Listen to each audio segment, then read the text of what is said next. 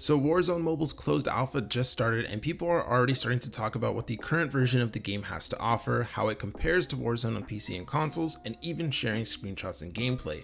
Now in this video we will only be discussing what I've seen and heard. To protect myself and my channel, I will not be sharing the gameplay or screenshots since they are under a strict NDA. If you really want to see that stuff for yourself, check the pinned comment. But anyway, going into the Warzone Mobile details, at number 1 we have the total size. It's been reported that so far the game is around 4.1 gigabytes. However, I do want to mention that of course that is subject to change. Once the game is optimized, we may see that the size shrinks, but at the same time with new content and higher quality assets added, we may see it increase as well.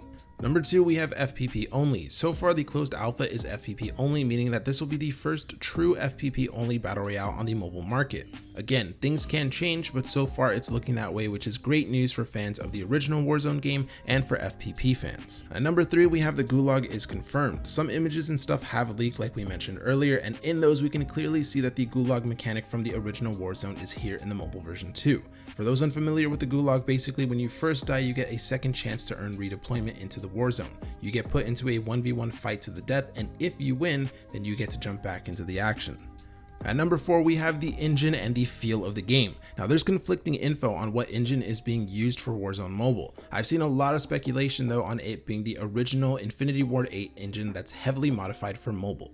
Whatever it is though, they have been able to transfer both the look and feel of Warzone on PC and consoles onto the mobile platform. It looks largely the same, although of course the graphics still need a lot of work due to it being a very early alpha build.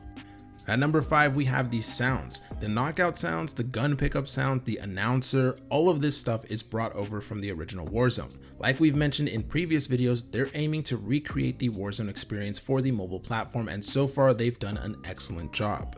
Coming in at number 6, we have the player count. Apparently these lobbies are going to be filled with 150 players. Now that sounds great, but my worry is that most lobbies will be filled with a lot of bots like other Battle Royale games on Android and iOS. Especially with such a high player count in each lobby, we're gonna have to wait and see how they balance that.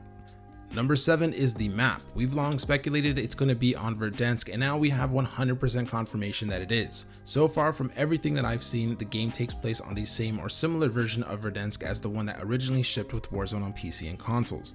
Number 8 is the iOS version. Now most of these games that have tested on mobile in the last couple of years have the Android version ready long before the iOS version, but in this case it was actually reversed. The iOS test went live first apparently, and then Android followed about a day later. This is great news for us iOS users because whenever there is a public alpha or beta testing for Warzone Mobile, well then that means that us iOS players won't be left behind.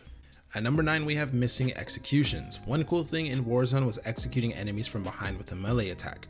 There was a ton of new executions added to the game over time as well, and unfortunately during the alpha it seems that these are completely missing from Warzone Mobile.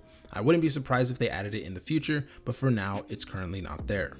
And at number 10, we have these system requirements. Now right now during alpha testing you need at minimum an iPhone 12 series or a Galaxy S20 series device to even run the game. These are the highest system requirements we've seen in a mobile FPS game, even during the other alpha and beta testing phases for other games. Right now this game isn't optimized really, and that optimization will eventually come, but I'm starting to think that this won't be a game that plays well on low end or even some mid end devices. The requirements right now are very high end, and considering this is the full Warzone experience on mobile with 150 players and some supposedly insane graphics, well I just don't see it running that well on 2 gigabytes of RAM or even 3 gigabytes of RAM devices. I could be wrong, but if I were you I wouldn't get my hopes up.